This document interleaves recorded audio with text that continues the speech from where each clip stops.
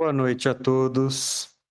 Gostaria de primeiramente agradecer a Deus por essa oportunidade, agradecer a todos os irmãos aqui presentes. Hoje iniciaremos o estudo do Livro dos Espíritos, obra de 18 de abril de 1857, onde tudo iniciou dentro da doutrina espírita, dentro da filosofia espírita e dentro da ciência espírita.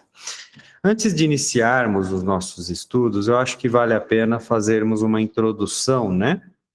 E tentar compreender qual foi a forma que tudo aconteceu, né? Muito bem, então, conforme vocês já sabem de uma forma geral, Allan Kardec tinha estudos prévios relacionados a outras frentes, né? Ele já era um professor, ele estudou na Suíça, né, no Instituto Pestalozzi e retornou à França, né? E aos 50 anos de idade, ou seja, já numa idade bastante avançada, né, para publicação de um livro, né? Houve o primeiro lançamento da codificação. E Kardec teve pouco tempo, né, de vida relacionado à doutrina, porque depois após 14, 15 anos, ele já veio a desencarnar, deixando o planeta, o mundo material. Ou seja, foram 14 anos de trabalho ali, dedicados à doutrina, e toda uma vida que antecedeu dedicada a outros tipos de estudo, outros tipos de trabalho. Entre eles, o magnetismo, né? Então, o magnetismo foi muito estudado por Kardec, que na verdade tem como seu nome original Hippolyte Léon Denisard Rivail, né? Que é o seu nome original. E esse estudo do magnetismo fez com que ele criasse, dentro das suas dúvidas, né, dentro do seu instinto investigativo, né, a curiosidade pela doutrina, né. Muito bem. Tudo começou com o evento de mesas girantes que aconteceu na França, né. Esse evento de mesas girantes era um fenômeno francês, atraía diversas multidões e plateias, né, para ver e investigar a forma que as mesas giravam, mexiam e até levitavam, apenas com o concurso das mãos, né, com a sobreposição de mãos de médiums, essas mesas se moviam. Dentro dessas pesquisas, Kardec encontrou muita verdade, mas também encontrou muita fraude, né, onde as mesas eram imantadas ou mecanizadas da forma que mexiam, não pelo concurso energético, mas sim por uma ação mecânica qualquer. Entretanto, encontrou algumas verdades, e essas verdades fez com que ele entrasse em uma investigação profunda para entender quais eram os motivos, né, dessa ligação entre o plano espiritual e o plano material. Mas é importante nós salientarmos que a questão mediúnica não nasceu em 1857. A mediunidade sempre esteve presente na humanidade. Entretanto, outrora ela não era compreendida. E por não ser compreendida, não era estudada. Quantas bruxas, quantas pessoas foram queimadas na fogueira pelo simples fato de possuírem uma mediunidade não explicada, né? Quantas pessoas estiveram destinadas a hospícios, né, na história da humanidade por não ter como explicar as suas faculdades, né? Então, essas questões sempre foram explicadas da forma mental e muito pouco da forma espiritual. E a codificação veio com esse propósito, né? Trazer com a visão dos espíritos as filosofias deixadas por Jesus, né? O seu trajeto de vida e também compreender as leis de Deus. Né? Então, o primeiro livro, a obra mais importante, sólida da doutrina espírita, foi o Livro dos Espíritos. Depois dele veio o Livro dos Médiuns, depois veio o Evangelho segundo o Espiritismo, depois veio o Céu e o Inferno e, por último, a Gênese. Né? A Gênese fechando com uma chave de ouro em relação à ligação científica, à explicação dos milagres, entre outras questões de muita importância na época e que fazem sentido até hoje, né? Então, foi desta forma que nasceu o Livro dos Espíritos, que nós iremos estudar neste próximo ano, né? Tentando entender e compreender o que ele tem a nos passar e o quanto ele ainda tem a agregar nos dias atuais, né? Então, esse é o nosso principal propósito. Bom, de uma forma geral, obviamente que quando começou esse processo, né, era um processo bastante arcaico, onde existiam as comunicações através das psicografias, então era cesta e bico, né? Então, quando falamos cesta e bico, é basicamente uma pena ou um lápis dentro de uma cesta, né? E o alfabeto ali, as letras do alfabeto, onde os espíritos, através de um dedo ali sobreposto pelo médium, se comunicavam e iam mandando a sua mensagem. Depois começaram as psicofonias, né? Muito rudimentares ainda, muito iniciais, onde as comunicações se davam com alteração de voz, muito de forma paulatina, e depois elas foram melhorando e tornando-se mais fluidas, né? Entretanto, elas foram tornar-se realmente fluidas na atualidade, né? Nos dias atuais, que as comunicações estão cada vez mais parecidas com o ser encarnado, né? Porque os espíritos não têm mais tempo a perder em mostrar a sua existência, né? Em mostrar, em dar prova. Nós, espíritos, temos como propósito passar a mensagem, o conteúdo. É muito mais importante do que tentar provar algo a alguém. Eu acredito que as provas devem vir nos dias atuais através de todo o conteúdo doutrinário que vocês já possuem. Entretanto, naquela época era muito importante prova, e nós tivemos diversas provas, né, que foram dadas aos encarnados e a Kardec, que fizeram com que a fé continuasse e sustentasse para seguir com o seu caminho.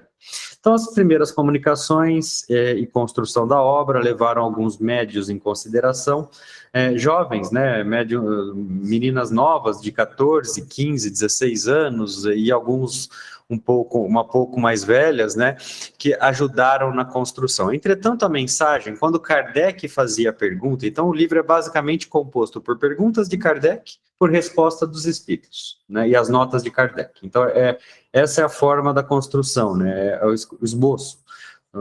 Essas 1000 perguntas aí são feitas neste estilo. Entretanto, quando as perguntas eram feitas, né, elas eram respondidas por diversos médiuns, né, fazia-se a mesma pergunta para diversos médiuns e tinha as respostas similares, não eram idênticas, exatas. E aí, o que o Kardec fez foi a codificação, foi a compilação dessas respostas, transformando em uma resposta única, dando sentido, né? Então, se elas tivessem o mesmo teor e o mesmo sentido, é assim que ela seria.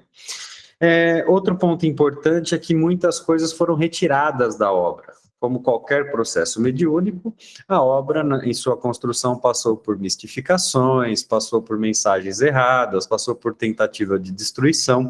Inclusive, no seu lançamento, né, assim que ela foi lançada impressa, houve a queima dos livros, né? Então, e essa queima, esse episódio da queima de livros, é que transformou a doutrina espírita um pouco mais conhecida na época. Então, a fogueira, que na verdade foi feita para destruir, serviu de holofote, para que as pessoas pudessem entender a grandeza da doutrina que viria.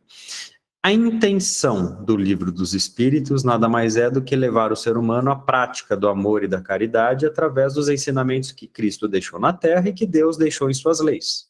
Então, essa é a principal intenção, elucidar questões que outrora pareciam muito obscuras na mente humana e transformar, né, em ações práticas de caridade, de amor e de compreensão. Tá. Então, começando por essa introdução, eu abro a vocês a possibilidade de pergunta ou comentários sobre os temas propostos. Pois não. Boa noite a todos. O irmão mencionou que, à época, Kardec elaborava perguntas e elas eram feitas a diversos médiuns diferentes e as respostas, vindo parecidas, eram consideradas verdadeiras. Esse método ele foi usado em absolutamente todas as questões do Livro dos Espíritos e também nas outras obras do Pentateuco? Não necessariamente. Era um método predominante, mas não em todas. Senão não haveria nem tempo hábil de lançar uma obra tão grande, né, tão extensa. Mas na maioria delas, sim, principalmente nas primeiras, porque é onde havia maior dúvida em relação à existência ou não dos espíritos ou ao conteúdo ser mediúnico, anímico, por exemplo. Entretanto, pela própria idade das pessoas e histórico de conhecimento, as próprias respostas dadas já eram de muito maior alcance de um intelecto de uma jovem, por exemplo, de 14 anos, e isso não fazia sentido algum, não pensar que poderia ser de outra forma, né? Então, é por esse motivo que este processo foi muito utilizado no início, mas depois tornou-se mais automatizado, né? Mais rápido, né? Para poder fluir a construção da obra.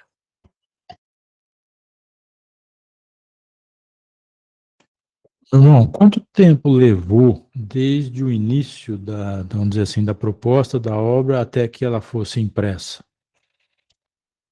Olha, foi um bom tempo, foram alguns 2, 3 anos de construção ali, de debate, né? Porque no início foi muito conturbado em relação aos níveis de informação, e não havia a globalização como há na atualidade, não havia facilidade de você pegar um texto e mandar, por exemplo, uma mensagem no WhatsApp, ou uma mensagem no e-mail, né? Então, tudo era muito manuscrito e entregue, né? Inclusive, nas noites livres, né? Kardec, ele já tinha como ofício a profissão de professor, né? E dava aulas de anatomia, entre outras, para pessoas carentes, né? Recebia em sua casa para dar. E no tempo vago, ele construía, né, essa obra. Depois houve uma dedicação maior. Então, era à noite, à luz de vela, escrito ainda com pena, né? Então, era uma coisa muito difícil. Para sair uma página era muito... não pelo conteúdo, mas propriamente pela dificuldade mecânica que a época exigia, né? Então, por volta de 2, 3 anos aí para que ela pudesse ser devidamente lançada, né? O início foi mais devagar e depois acelerou.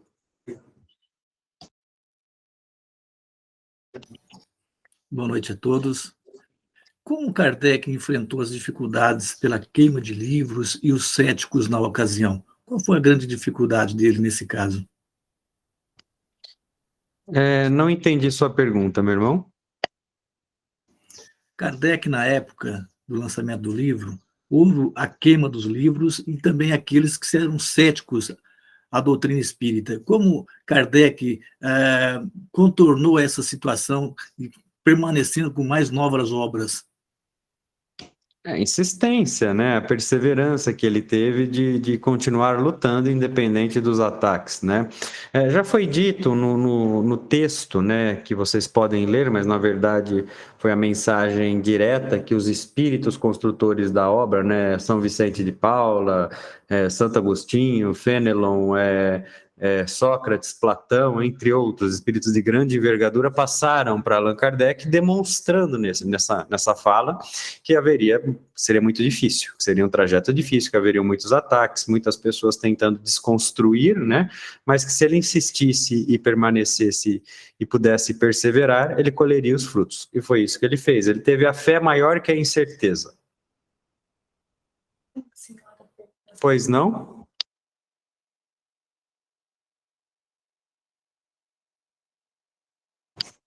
Quer fazer alguma pergunta, irmã com a mão levantada? Acredito que dá. Pode falar.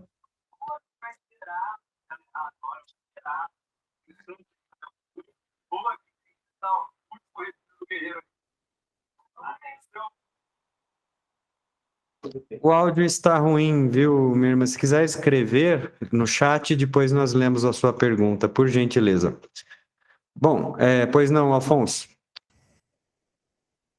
Os escritos do Espiritismo, eles foram, numa época muito efervescente da humanidade, né, no iluminismo filosófico da humanidade. Eu queria saber qual foi a influência dessa efervescência filosófica trazida pelo iluminismo na codificação, na obra. O que foi útil e o que atrapalhou na obra o iluminismo da época? Excelente pergunta, tá? Obviamente que incentivou e muito, né, as investigações e a continuidade.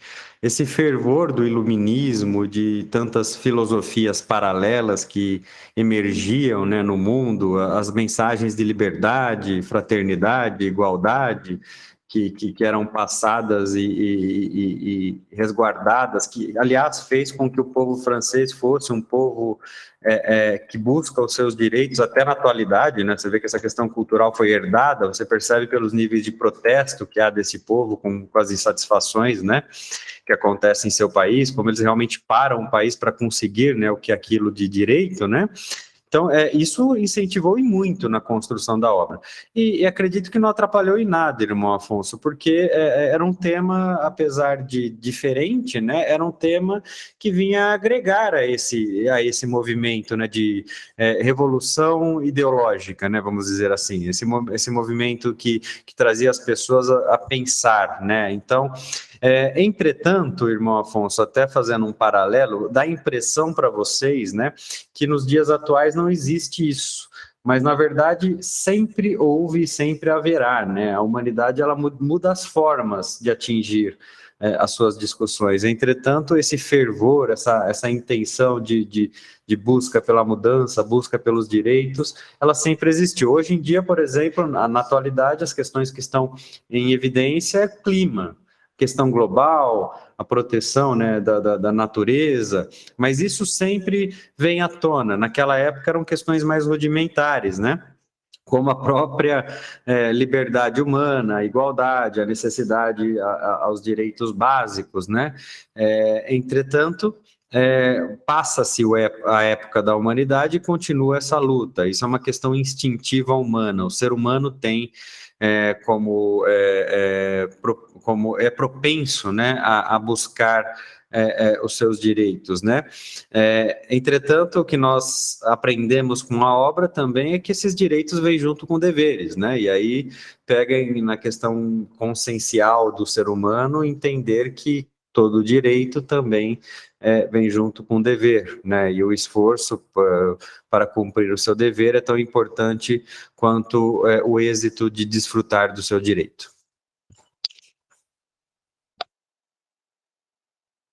Bom, se não tem mais perguntas, podemos dar início, né, aos nossos estudos da questão 1 do livro.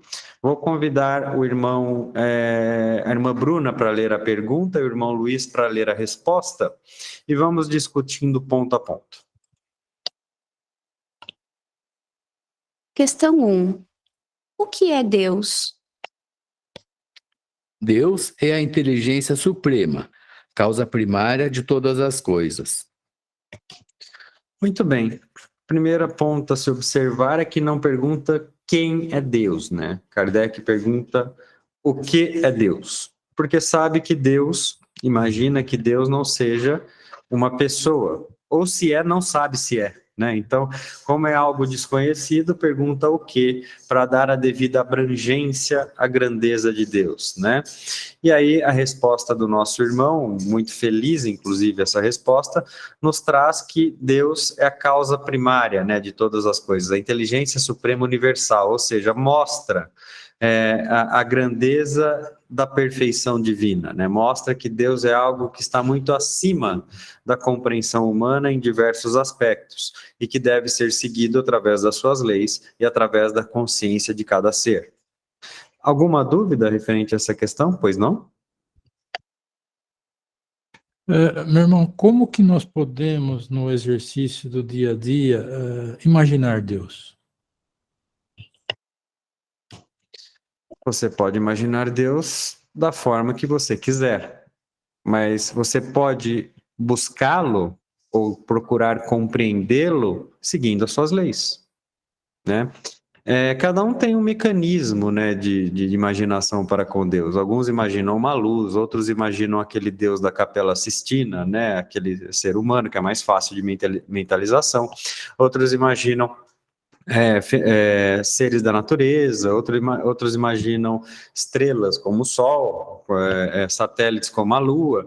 Isso não importa. O que importa é você captar a mensagem de Deus e procurar praticá-la, né? E a mensagem de Deus está implícita em suas leis, especialmente naquela, né, que Jesus conseguiu resumir e exemplificar, né, que é amar a Deus sobre todas as coisas e o próximo como a si mesmo. Né? Então, é uma mensagem que parece bastante simplista, né? Mas quando você observa em profundidade o grau de dificuldade que traz exemplificar e conseguir realizar o que ela nos pede, né? Porque o amor ele não tem a ver com apenas com a faculdade do respeito, né? O amor tem a ver com diversas faculdades, tem a ver com a despretensão, tem a ver com a imparcialidade, tem a ver com a abdicação do orgulho e do egoísmo. Então, despertar o verdadeiro amor é um processo, né? E Jesus conseguiu explicar como é que esse processo consegue ser bem feito, né? Quando ele é bem feito, como ele propaga coisas boas. Mas também nos mostrou o que acontece com quem exerce esse processo no mundo de provas e expiações. Então, a perseguição de Jesus, a morte de Jesus, o sofrimento que Jesus passou na Terra, né, é fruto do amor que ele doou. Ele deu amor e recebeu a dor como exemplificação, né? Então, o mundo de provas e expiações não reage ao amor da mesma forma. Entretanto, isso não significa que não devemos buscá-lo, né? Pois não, meu irmão. Não. Houve no Brasil, quando foram feitas as primeiras traduções, uma discussão muito grande sobre essa pergunta. Primeiro, porque não quem é Deus e porque o que é Deus. E depois uma outra, um pouco mais de semântica, houve uma discussão, principalmente entre a FEB e a FESP, que a FESP traduziu como está no livro, né, o que é Deus, e a FEB traduziu que é Deus, sem o pronome definido aí, para justamente tentar mostrar que Deus não pode ser personalizado. A questão era justamente essa. O que é Deus, ele ainda assim tem uma tendência a personalizar. E simplesmente que é Deus tira qualquer possibilidade de personalização. O que o irmão pode dizer a respeito dessa discussão, apesar de não ser muito semântica? Bom, achamos que o que é Deus é bem apropriado, né? Mas é uma discussão meramente especulativa, né, irmão Afonso? Porque nenhum de nós temos a verdade em suas respostas, né? Talvez quem mencionasse quem está certo, ou o que está certo, ou o que está certo. A forma que original, né, proposta foi o que é Deus, né? Essa foi a forma que saiu nas obras originais, mas não posso garantir que ela está certa até atingir a perfeição, irmão Afonso. Então, você vai ter que aguardar um bom pouco por essa resposta ainda, talvez alguns milênios. Com certeza. Obrigado. Podem seguir. Questão 2. O que devemos entender por infinito? Aquilo que não tem começo nem fim, o desconhecido. Todo o desconhecido é infinito. Aí, entrando na profundidade da questão divina, né, vamos entender que o infinito, que não tem começo e nem fim, nos remete a Deus. É por isso que surgiu a próxima pergunta, né? Então, Deus é infinito? Porque dentro da nossa visão seria isso, né? Deus não tem começo, Deus não tem fim, então ele seria o infinito. Aí os espíritos nos dão um balde de água fria, né, na resposta, né? Porque a visão humana estava errada na época, da forma que estava, de pensar que Deus poderia ser o infinito, porque é uma visão muito vaga, né? Uma visão muito limitada, mas limitada ao conhecimento humano, né? Aqueles que não conseguem ainda entender a grandeza de Deus, né? Pode continuar. Questão 3. Poderíamos dizer que Deus é o infinito? Definição incompleta. Pobreza da linguagem dos homens insuficiente para definir as coisas que estão além da sua inteligência. Bom, aí neste ponto, né, coisas que estão além da sua inteligência, né? Então, se Deus é a inteligência suprema universal, obviamente que ele está além da inteligência humana, além da inteligência encarnada e até da espiritual. Deus está além de todas as inteligências, e por isso, obviamente que por ser maior e mais inteligente, ele não pode ser compreendido, porque propriamente ele criou a inteligência, né? Então, quer dizer, não tem como, né, alcançar. Entretanto, eu acho que é uma luta, é um labirinto inútil buscar compreender Deus. É muito mais útil buscar seguir as suas leis. É muito mais útil aceitar, né, com resignação, com bastante fé, a sua existência e buscar seguir o caminho dos seus trajetos, né? Buscar seguir, andar de acordo com o que a consciência de cada um nos diz, né? Então, procurar entender Deus é um trajeto, ao meu ver, todavia inútil, né? Você não chega a lugar algum. As próprias mentalizações e raciocínios do surgimento do universo e dos universos, né? Você sempre chega que Deus é a causa e não o efeito. E se é a causa, você não pode encontrá-lo descobrindo o efeito, né? Você não consegue explicá-lo descobrindo o efeito. Ele é a causa de todas as coisas, né? Causa primária, a primeira coisa, aquilo que nasceu antes de tudo. Então, a inteligência humana ainda não consegue adquirir uma compreensão nítida. Até porque se somos o efeito de uma causa, não teria como sabermos o que aconteceu exatamente antes. Pois é. Você sabe que o que aconteceu antes permitiu que você estivesse aqui, da forma que você está. Talvez dentro dos efeitos, você comece a ter responsabilidade quando você possui o livre-arbítrio. Né? Então, Deus me transformou em ser pensante, né? Consciente. Cheguei até esse ponto através do meu esforço, né? Porque eu vim ali da fase mineral, passei pela vegetal, passei pela animal, adquiri a consciência, né? E o livre-arbítrio depurado, e na nominal eu vou acelerar ou retardar o meu processo de evolução. Então, assim, nós temos que... Existe uma frase bíblica que eu gosto muito, que é: ajuda-te e o céu te ajudará, né? Essa frase, né, ela é bastante impactante, porque é exatamente isso, né? Deus só pode auxiliar no nosso progresso, principalmente no quesito velocidade, quando nós nos esforçamos, né, para seguir as suas leis e para exercer as nossas reformas, as nossas mudanças através do nosso livre-arbítrio. E eu vejo que nós nos esquecemos muito, né, quando falamos de Deus, que ele é onipresente, onisciente e onipotente, e se ele é onisciente, ele está em nossa consciência, e nós ainda temos muita dificuldade de ouvi-lo.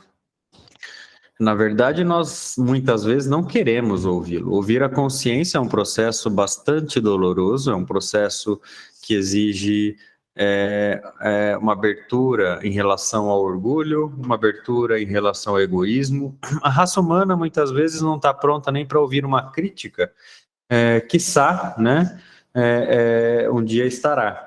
Entretanto, quem dera, né, pudéssemos abrir os olhos à nossa consciência. Entretanto, estar na vida material, né, a vida carnal, são processos temporários. Na erraticidade, você tem acesso à tela mental que te permite ver aquilo que é importante para a sua evolução. E aquilo que é importante para a sua evolução nem sempre é um filme de romance, né? Às vezes é um filme de terror, né? Às vezes você vê os males cometidos para que você possa se arrepender de fato deles, né? E entra a questão do arrependimento, outro ponto bastante importante, né? Que o catolicismo prega bastante, né? Arrepender, e aí que o espiritismo soma, é reparar. né? Então, arrepender e reparar. Não adianta eu me arrepender de ter destruído a casa. Eu preciso construí-la de novo, né? A casa estava lá quando eu cheguei, ela precisa estar lá quando eu sair. Essa é a justiça divina. E, então, Deus, além de todos os aspectos, uma das principais características de Deus, que só Deus consegue ser, é completamente justo, né? A justiça, né? O ser humano busca, através dos ensaios jurídicos, né, morais, éticos e sociais, busca transformar-se, né, muitas vezes, em detentores da justiça, mas a justiça cabe a Deus. A verdadeira justiça é de Deus, né? Na Terra, quando a imperfeição tenta, apesar de ser importante esse processo, mas na Terra, quando a imperfeição tenta analisar de forma justa, ela não consegue, né? Ela ainda é muito ineficiente, porque ela é limitada ao seu nível de intelecto, ao seu nível de visão e a pobreza de pensamento, né? Contudo, Deus não. Então, se quer colher algo de bom, plante algo de bom. O que você plantou de mal, você terá que colher. Então, é basicamente isso que o Espiritismo nos ensina. E isso não aparenta ser muito consolador, né? Apesar do Espiritismo consolar as mentes preparadas, ele tira a paz das mentes ainda não preparadas, né? E ele tira a paz no sentido de fazer com que a pessoa caminhe em busca dessa paz, né? Então, é importante avaliar esse aspecto, né? Ele mostra que o caminho não é fácil, não adianta eu buscar a porta larga, eu terei que passar pela porta estreita. Entretanto, ele é recompensador e é o caminho que eu tenho que seguir. Contudo, Deus, como é misericordioso, o que ele faz? Ninguém regride, ninguém retrocede, no máximo estagna em alguns aspectos, mas todos estamos e estaremos sempre em nossas melhores versões.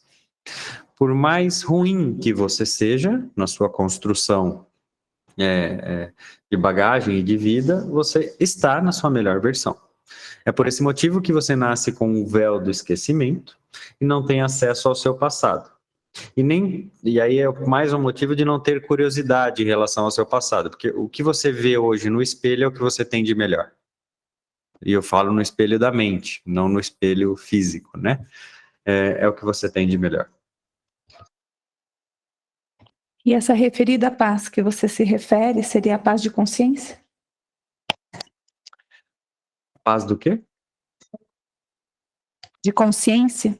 Construa a sua pergunta de novo, meu irmão. Que para se ter paz, porque às vezes buscamos em meio da... Queremos um ambiente de paz para se ter paz. E às vezes podemos ter a paz no ambiente de guerra, que na realidade a paz seria a paz de consciência, não propriamente de estar num lugar em paz. A paz é uma busca interior, né? Uma descoberta interior. A paz de consciência nada mais é do que você conseguir lidar com as suas imperfeições, com as suas incapacidades, aceitar que é um ser falho, mas tentar fazer algo a respeito, né?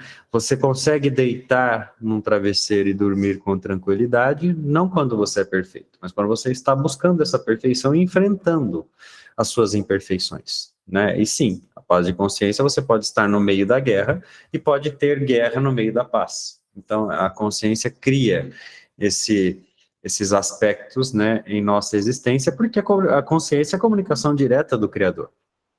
Quando nós ouvimos a nossa consciência e não a conveniência, nós estamos ouvindo a voz de Deus. É por isso que a nossa consciência é tão mais moralizada que as nossas próprias ações, perceberam? Eu posso ter diversas ações, mas minha consciência mostra o caminho que eu deveria seguir.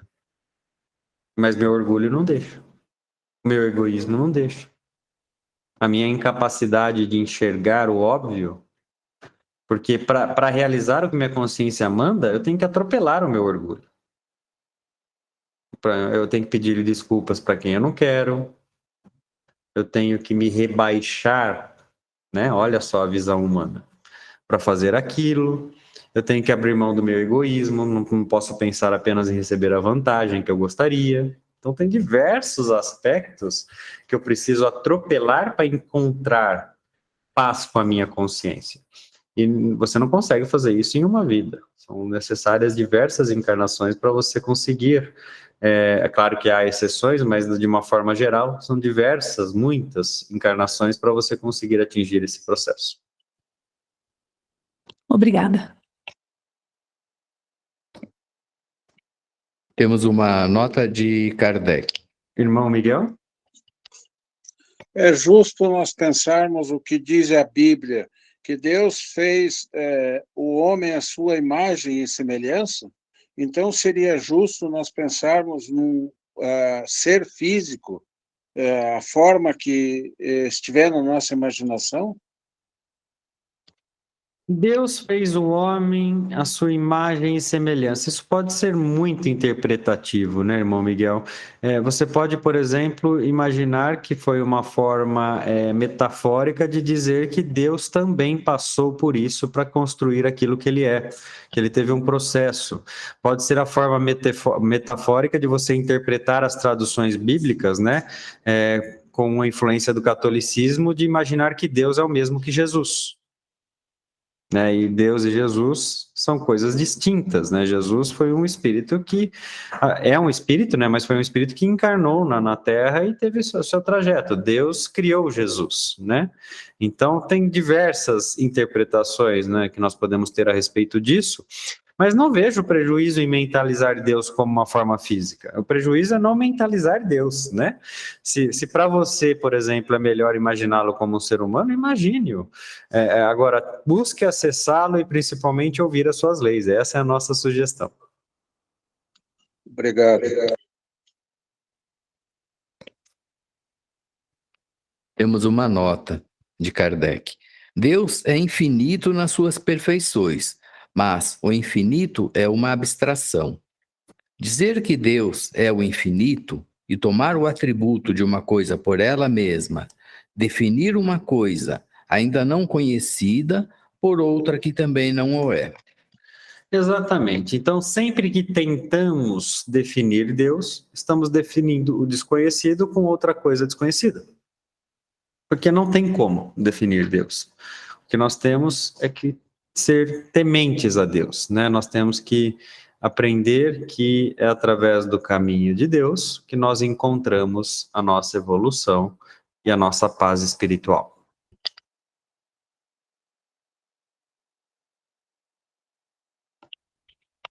Item 2º, provas da existência de Deus. Questão 4. Onde podemos encontrar a prova da existência de Deus? Num axioma que aplicais às vossas ciências. Não há efeito sem causa. Procurai a causa de tudo o que não é obra do homem, e vossa razão vos responderá. Muito bem, buscar a prova de Deus numa verdade que aplica às suas ciências, né, naquilo que você consegue comprovar, não tem efeito sem causa, né? Você busca em tudo aquilo que o homem não consegue explicar. E por mais que o homem encontre formas de explicar novas coisas o tempo todo, né? A ciência vai expandindo, comprovando, então sai de uma teoria, de uma tese para uma teoria, e aí você começa a testar, né? Aí uma nova teoria cobre aquela que torna-se obsoleta, algumas permanecem como sustentação. Entretanto, essa teoria gera novas perguntas, né? Então é um ciclo interminável de descoberta.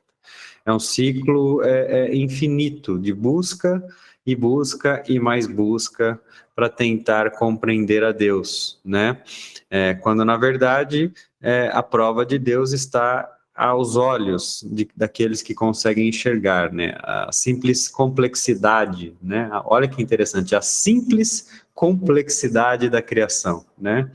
É o simples fato da criação ser tão complexa, né? Olhem para os seus corpos, olhem para as suas questões sanguíneas, atômicas, olhem para a maravilha que é a natureza, para a inteligência instintiva das plantas, dos animais, Veja tudo ao seu redor, até a construção do universo, né, os planetas, a Terra estar a uma distância do Sol que permita que ela tenha o calor o suficiente para ter a água que gera vida, né? E não, então você tem a distância perfeita para a criação humana, né? Todas as questões, as órbitas, você ter o dia, ter a noite, né? Você ter o tempo passar, a natureza se regenerar, né? Então, você pode destruir uma floresta, né, com a sua maldade, e daqui 15 anos existe outra no lugar pela própria construção divina. Então, tudo isso é muito, né? Absolutamente complexo esse sistema, e exige um gestor, né, e um criador bastante competente, né? Alguém que consiga dominar tudo que existe. Nota de Kardec. Para crer em Deus, é suficiente lançar os olhos às obras da criação. O universo existe. Ele tem, portanto, uma causa. Duvidar da existência de Deus seria negar que todo efeito tem uma causa e afirmar que o nada pode fazer alguma coisa. Pois é. Negar a existência divina é negar que todo efeito tem uma causa. Isso é uma lei que não tem como negar, né? É uma lei imutável, né? Todo efeito tem uma causa. Algo ou alguém causou, né? Uma força causou, algo realizou determinada tarefa. E tem outro detalhe também, né? Imaginar de que uma vida existe, nasce, desde a concepção até o seu desencarne, é vivida criando memórias, bagagens, laços, afetos, para uma morte súbita, e que ali tudo acaba, e que você não faz mais absolutamente nada com tudo aquilo que construiu, tudo aquilo que plantou em sua memória, em sua consciência, é bastante incoerente, né? É bastante frio, né? Pensar desta forma, você perde bastante o sentido de existir, né? Principalmente para aqueles que já passaram dos 50 anos, né? Olhar e falar, poxa, daqui, então quer dizer que daqui 20 anos minha vida vai apagar, vai ser deletada, né? Não é por aí, né? Nós temos que ter a fé, né? Para entender que a vida continua, e que a nossa passagem pela Terra é apenas um processo, no todo. Dúvidas? Pois não? Irmão, não é muita pretensão humana pensar que a vida humana tem uma continuidade e que tem uma razão de ser que se acumula no infinito, enquanto que a vida de animais, de outros seres na Terra não tem essa continuidade, não tem essa... Mas é comprovado que tem, né, irmão Afonso? A vida de animais, de plantas, tem a sua continuidade, tem o seu trajeto, tem o seu trilho, né, da mesma forma que a vida humana. Na verdade, a vida humana, organicamente dizendo, é uma consequência da vida animal, uma consequência da vida vegetal, uma consequência da vida mineral, né? E espiritualmente dizendo, a partir do momento que o espírito adquire certo grau de consciência, ele se individualiza, né? Entretanto, antes disso, desde quando ele pertence a grupos, né, ele já está sendo construído, né, para tornar-se individual, ou seja, tudo é importante no processo. É por esse motivo que nós devemos respeitar a todas as formas de vida, né, independente quais elas sejam, né? Nós devemos saber que é através da preservação que nós conseguimos dar continuidade às obras de Deus. Pense da seguinte forma, irmão Afonso, sem a minha intervenção em determinado ponto, como que Deus faria, né? É uma forma inteligente de pensar. Como estaria o planeta se o homem tivesse apenas construído e não destruído? O que teria de diferente? Quais seriam as diferenças? Será que nós teríamos menos enfermidades? Será que nós teríamos um clima mais agradável? Será que nós teríamos mais água potável? Será que haveria fome no mundo? né? Será que haveria guerra? Se o homem tivesse apenas construído e não destruído, o mundo seria, obviamente, que um lugar diferente, né?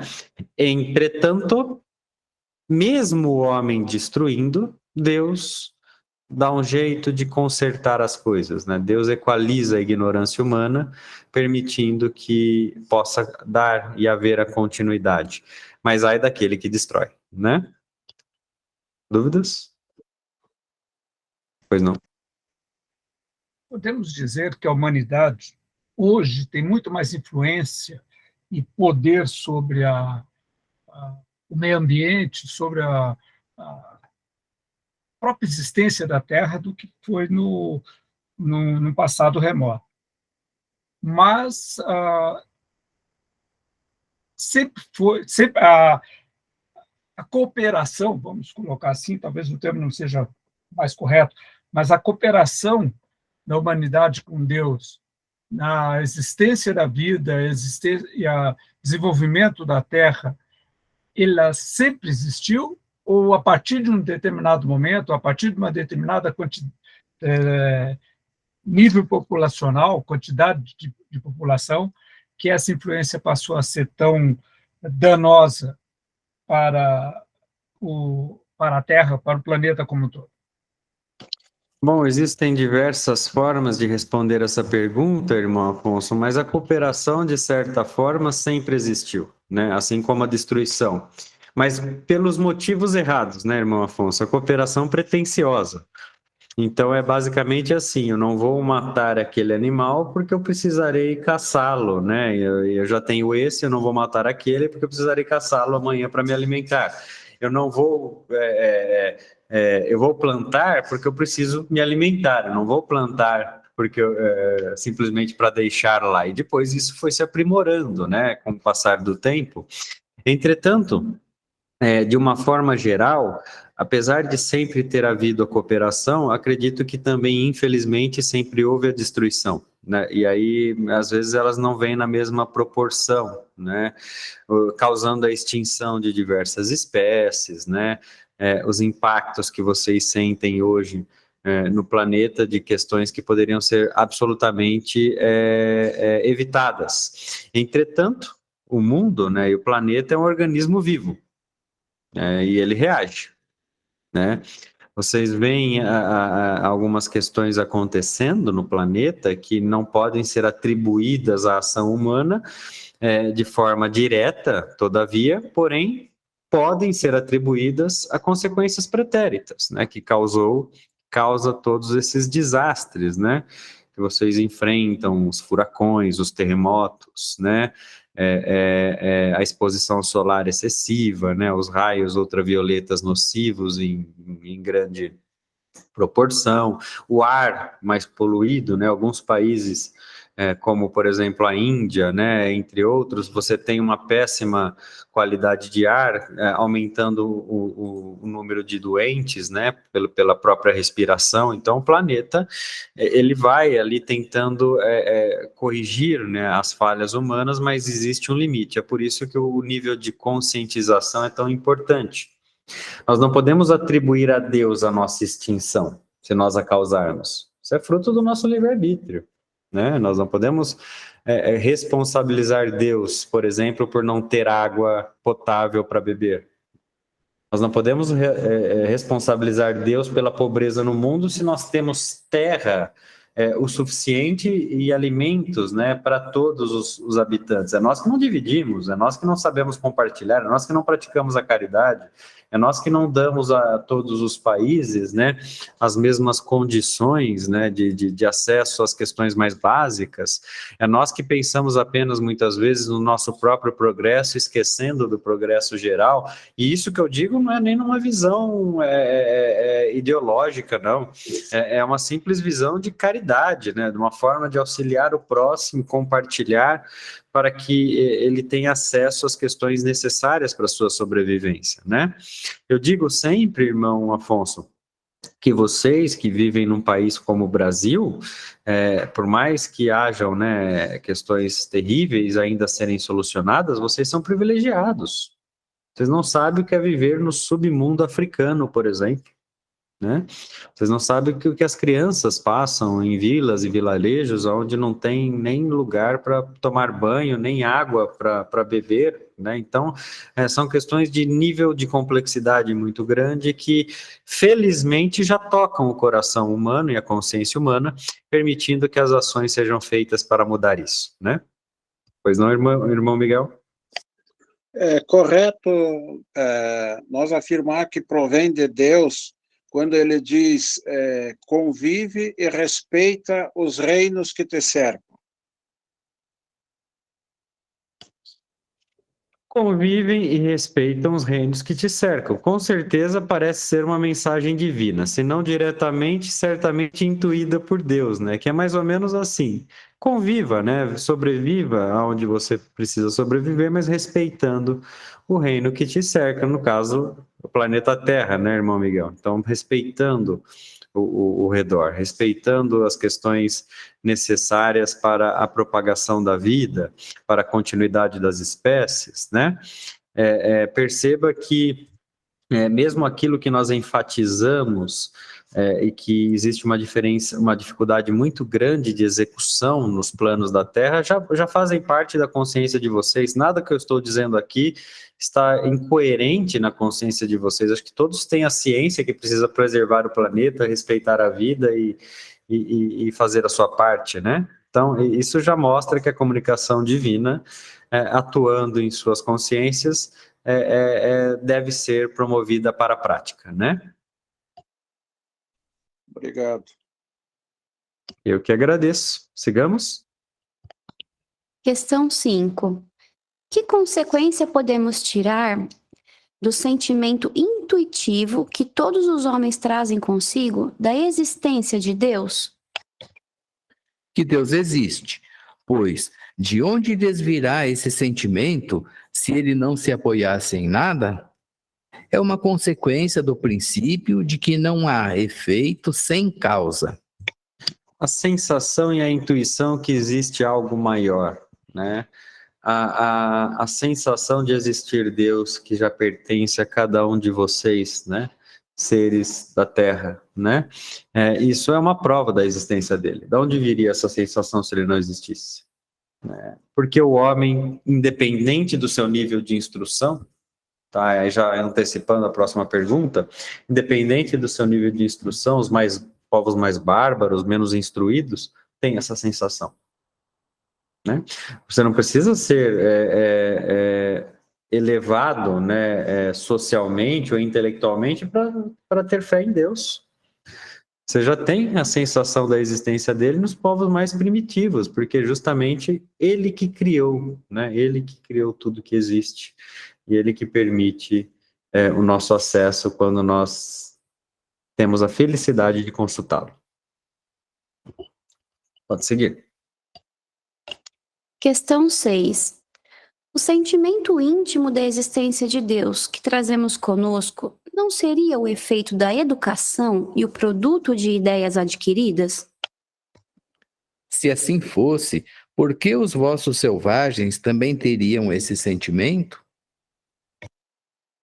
Pois é, que acabamos de mencionar, né? Então mostra que não, que o sentimento íntimo está em todos os seres da criação, ainda que de forma instintiva em alguns casos e tornando-se intuitiva após o adquirir da consciência, né? E aí você vê as belezas da vida, né? Hoje o primeiro estudo nosso está falando de bastante amplitude planetária, de natureza, de questões orgânicas, né?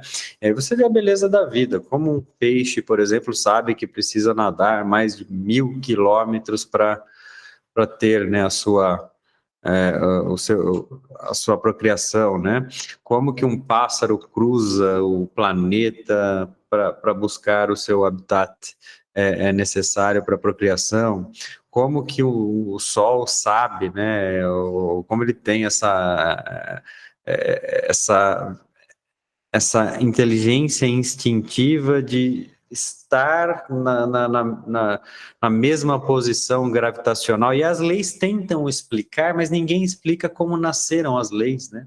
Como elas foram criadas. Então eu consigo explicar a lei da gravidade, a lei da atração, a órbita, né, e tudo mais, mas eu não consigo explicar quem a criou, né? E por mais que eu consiga, vai ter outra que eu não conseguirei. Então essa perfeição, essa sincronia que a vida exige, precisa do arquiteto superior do universo. Precisa estar ali o nosso Deus, né? E quando nós temos essa compreensão, nós preenchemos um vazio da nossa alma, né? As pessoas que realmente adquirem essa compreensão perdem, por exemplo, o medo da morte, né? A morte física. E deixa de fazer sentido ter medo se você vai voltar para casa, né? Se você vai ter a oportunidade de continuar a sua existência. As pessoas que criam, de fato, essa compreensão, não é fácil, tá?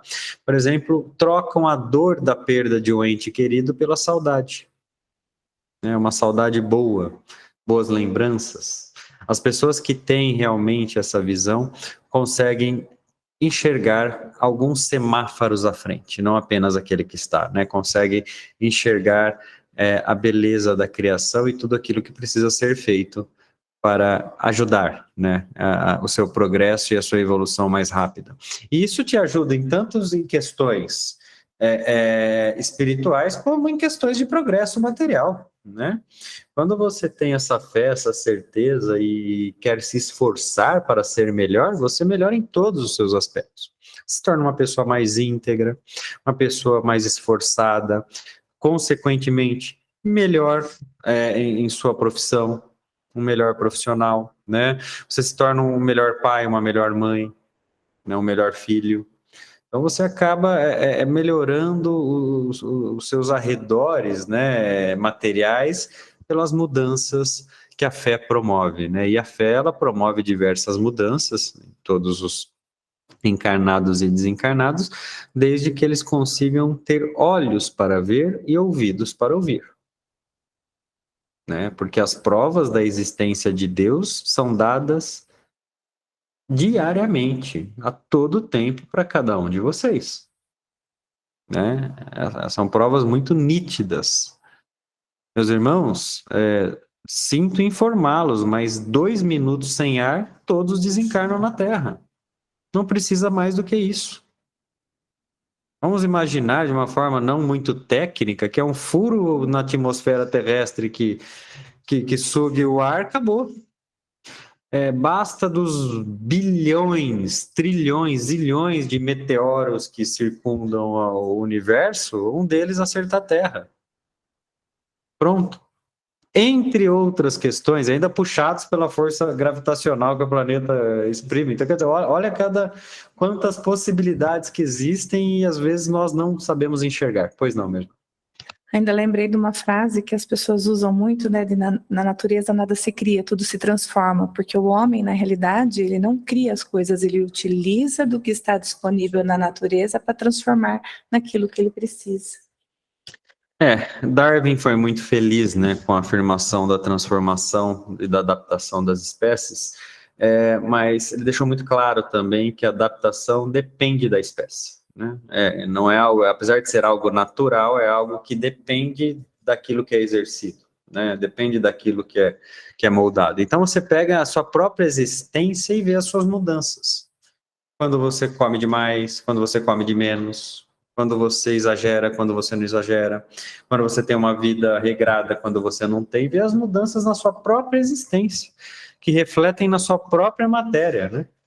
Então perceba como o livre-arbítrio é muito importante no processo evolutivo, né? É claro que ele acontecerá, mas a humanidade precisa aprender a conduzi-lo.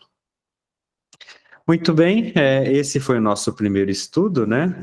Já estamos nos finalmente para encerrá-lo. Vou convidar algum irmão para ler, né, uma das preces, né, da obra interminável. A irmã Regiane já se propôs a fazer a leitura.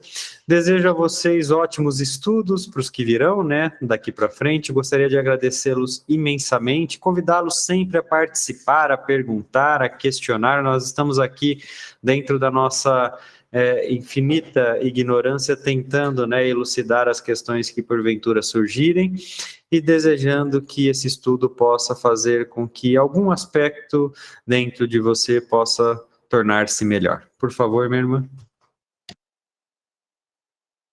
A prece de número 4 do Livro dos Espíritos, a Obra Interminável, Prece da Consciência.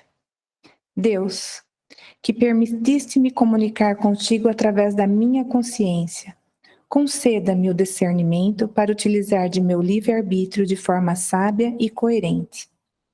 Não deixes que a minha conveniência contamine as minhas escolhas.